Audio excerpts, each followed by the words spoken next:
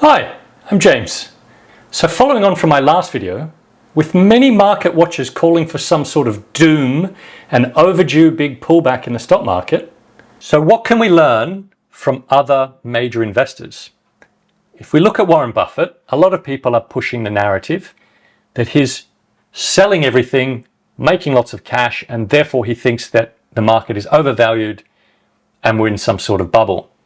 And while it is true that he's adjusting his asset allocation to a higher proportion of cash, there are a few key things to keep in mind, especially with Buffett and his gargantuan investment firm, Berkshire Hathaway. So first, while his cash hoard is the largest he has had in history, he still has around 70% invested, with around 30% cash or cash equivalents. So that's still the majority invested, right? Second, he can earn about 4 to 5% on his cash today, whereas just a couple of years ago he could earn near zero on cash, and therefore cash's return relative to inflation was basically a guaranteed losing trade. So it's not so bad to hold cash today, at least for a few quarters, when deciding where to invest next. Third, Berkshire is so big that even if he puts $1 billion to work and it doubles on the best investment he can find, that extra $1 billion he's made, while a great return, double, is only about 1% return for his total portfolio and therefore his investors. And there are only so many hours in the day, he can't analyze and find 100 or 200 of these $1 billion investments.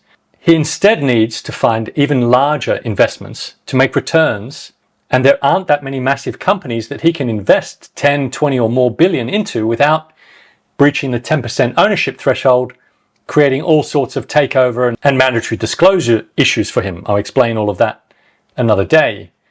Now, fourth, if he can get a guaranteed 4 to 5% on his T-bills or US government debt, then he needs to find other investments that he thinks will generate him a greater return over the coming 90 days or even longer.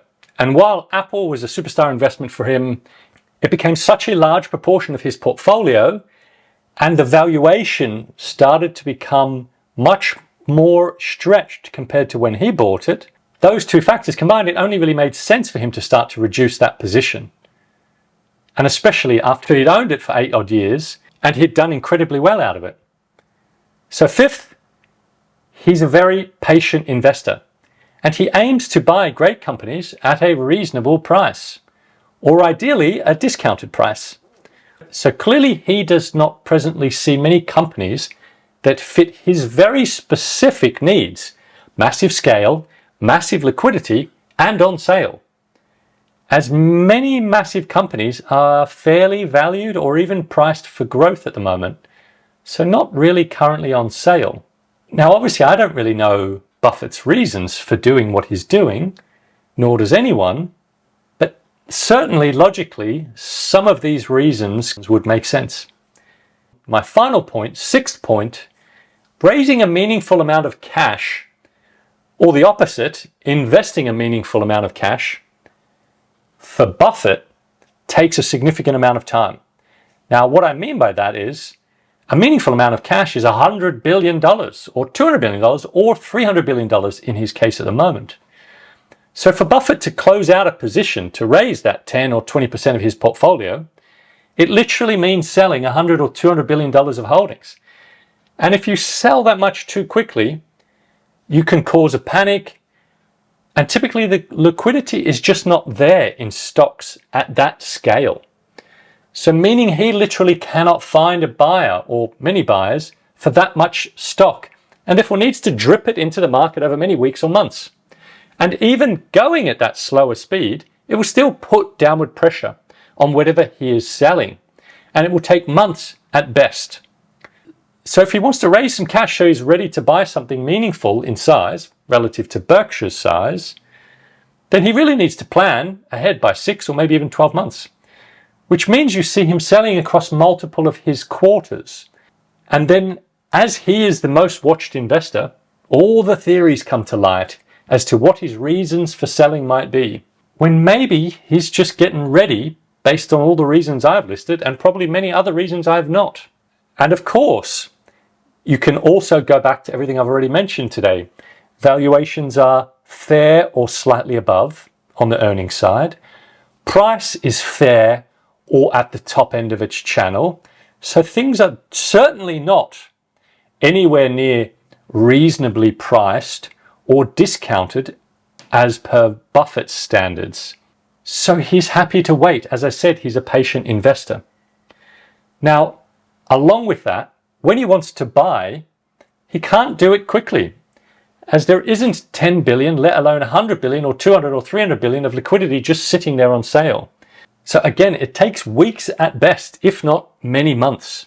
So he has this really long, because of his specific needs based on how massive his is, months of selling to raise capital, and then months of deploying that capital to get it back in. Not like anyone else, not like us normal small-time investors. We can buy and sell intraday and nobody even knows, because it's just so much smaller, the amount of capital that we're working with relative to Buffett. So you've got to bear that in mind. It's a different motivation, a different process that he has to go through. So for us normal investors, what are some key lessons we can learn from Buffett's asset allocation changes? We can of course copy him and simply consider raising 10 or 20 or even 30% cash at the moment, as volatility is rising and many valuations are not looking so cheap. But nor are many stocks or even the entire market excessively overvalued either, certainly based on forecast growth. But as I said in my most recent in-depth video, link up here to watch that one, if you are developing a somewhat bearish view and you're looking at selling some or all of your stock portfolio, but you're also one of those long-term prudent investors who does their best to invest regularly, then perhaps instead of selling some or all of your stocks because you want to raise some cash as a proportion of your portfolio, just like Buffett is doing, you could instead limit realizing any gains you have and therefore incurring a tax bill, and maintaining 90 or 100% of your long-term capital invested, but then to express your sort of short-term bearish view, you could instead delay some of your regular monthly investments for a few months as a way of raising extra capital. So instead of putting your 100 or 200 or whatever in each month, you simply leave that in cash, ready for a month or whatever from now when this potential pullback occurs. This way, if your forecast downturn arrives, you'll have a little bit more capital than usual to put in when you feel it is the right time to invest again at a lower level. But if you are not right and no meaningful pullback arrives in short order, or you time it poorly and miss any pullback, which also often easily happens, the market pulls back, you think it might go further, it turns around, it goes back up, and you've missed your opportunity, and now you've got half your portfolio or your entire portfolio sitting on the sidelines, and now you don't know what to do. So instead, you'll maintain your portfolio predominantly invested, and you can simply return to investing regularly, and you can kind of have a hedge towards having best of both worlds.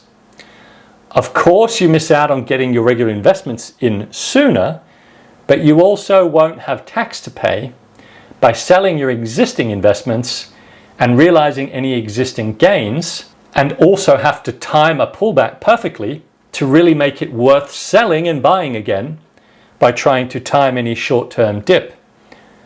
Or alternatively, a little more complicated, you can of course buy some put options as a hedge, but that's probably a conversation for another day. Thanks for watching. I really appreciate you watching this far. If you like this kind of information, then please consider subscribing down in the corner, and please comment below if you have any ideas or you would like me to discuss in a future video.